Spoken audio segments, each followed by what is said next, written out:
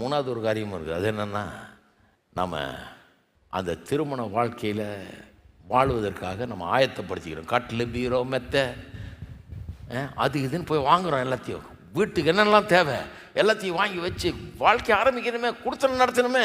கூட சேர்ந்து அதுக்கெல்லாம் வேண்டியது புடவை முதற்கொண்டு, சட்டை பேண்ட்டு முதற்கொண்டு, டவலு, டூத் பேஸ்ட்டு முதற்கொண்டு, குண்டூசி முதற்கொண்டு எல்லாத்தையும் வாங்க ஆரம்பிச்சிடுறோம். வீட்டுக்கு என்னெல்லாம் தேவையோ, ஏன்னா குடும்பம் நடத்துறதை பற்றி அவ்வளோ ஆசை, அதுக்குன்னு ரொம்ப ப்ரிப்பேர் பண்ணுறோம் இல்லையா, ஆயத்தப்படுத்திக்கிறோம். நம்ம சில நேரத்தில் இதெல்லாம் வாங்கிடுறோம். குண்டூசி முதற்கொண்டு கார் வரைக்கும் வாங்கிடுறோம், வீடு கூட வாங்கிடுறோம்.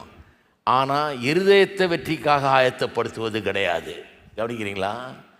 நான் சொல்கிறேன், குண்டூசிலாம் அப்புறம் வாங்கிக்கலாங்க, கார் கூட அப்புறம் வாங்கிக்கலாம், எப்போ வேணால் வாங்கிக்கலாம், எத்தனை கார் வேணால் வாங்கிக்கலாம், கத்துறவங்கள ஆசீர்வதிச்சார். வீடு கூட எப்போ வேணால் வாங்கிக்கலாம்.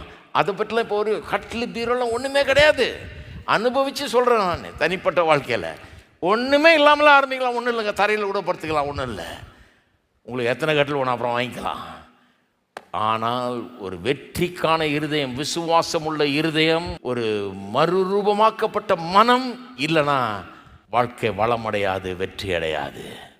அப்போ எல்லாத்தையும் வாங்கிறத விட இதை முதல்ல ரெடி பண்ணணும். இருதயத்தையும் மனதையும் திருமண வாழ்க்கைக்காக ரெடி பண்ண வேணும் இல்லையா? அப்போ அந்த நிலையில் தான் நம்ம இருக்கிறோம். அப்போ தான் அதுதான் நமக்கு கிறிஸ்துவுக்கும் இருக்கிற உறவு. அதுதான் நடந்துகிட்டு இருக்கு. அதனால தான் இவ்வளோ ஆசை. அதனால தான் பாருங்கள், இவ்வளோ பேர் வந்துருக்குறீங்க ஞாயிற்றுக்கிழமை காலையில்.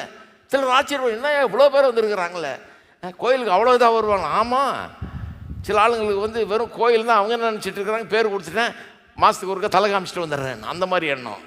இல்லை இல்லை, அப்போ மெய்யான கிறிஸ்தவனே இல்லைன்னு அர்த்தம். மெய்யான கிறிஸ்தவனாக இருந்தால் அதிகமாக அதில் ஈடுபாடு இருக்க வேணும். ஈடுபாடு இருக்கிறவன் தான் மெய்யான கிறிஸ்தவன். சரி.